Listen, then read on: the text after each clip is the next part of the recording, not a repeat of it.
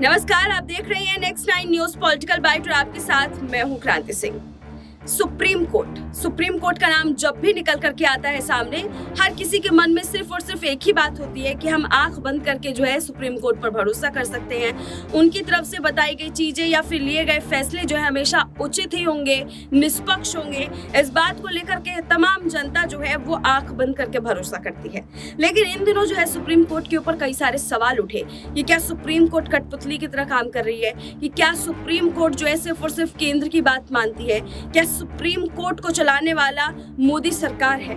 इस तरीके से जो है कई सारी बातें खुल करके सामने आई, लेकिन उन तमाम चीजों के ऊपर जो है सुप्रीम कोर्ट के जजों ने उचित जवाब दिया, जिससे कि जनता को ये फिर से भरोसा हुआ कि नहीं, सुप्रीम कोर्ट की तरफ से जो है निष्पक्ष कार्रवाई की जा रही है।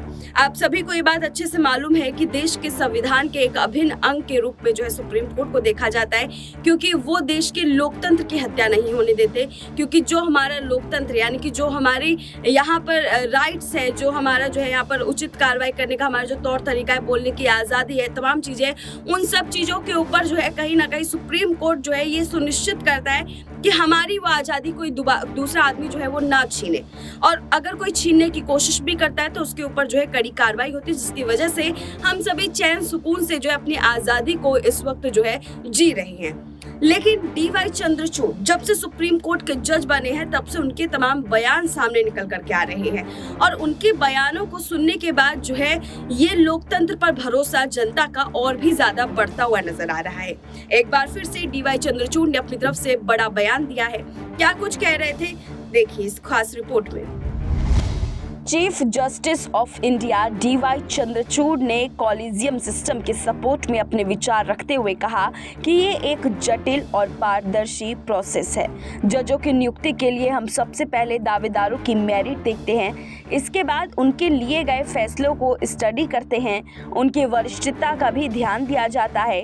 कॉलेजियम ये भी देखता है कि जो दावेदार उसमें जेंडर, कम्युनिटी, अल्पसंख्यक के स्तर पर कितना खुलापन है।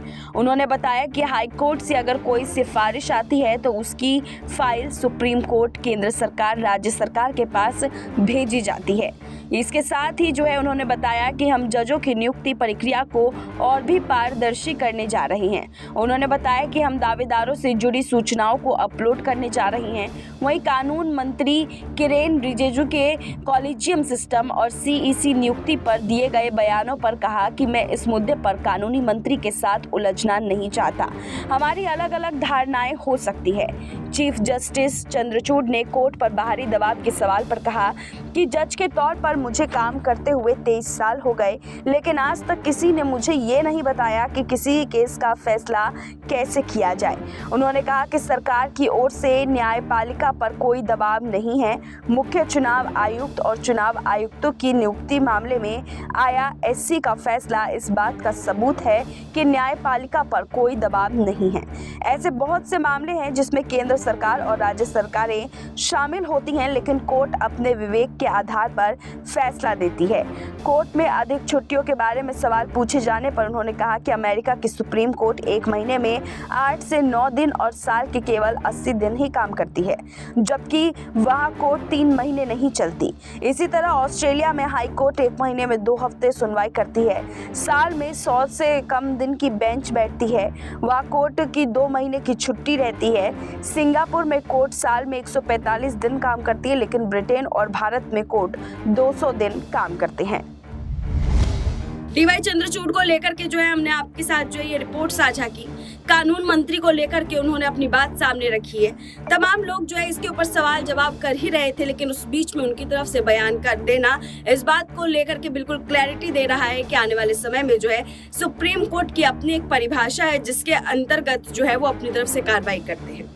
फिलहाल इस रिपोर्ट को देखने के बाद आप लोग के मन में अगर कोई सवाल है तो कमेंट में जरूर बताइएगा। अभी के लिए बस इतना ही। देश दुनिया की तमाम बड़ी खबरों के लिए देखते रहिए नेक्स्ट 9 न्यूज पॉलिटिकल बाइट।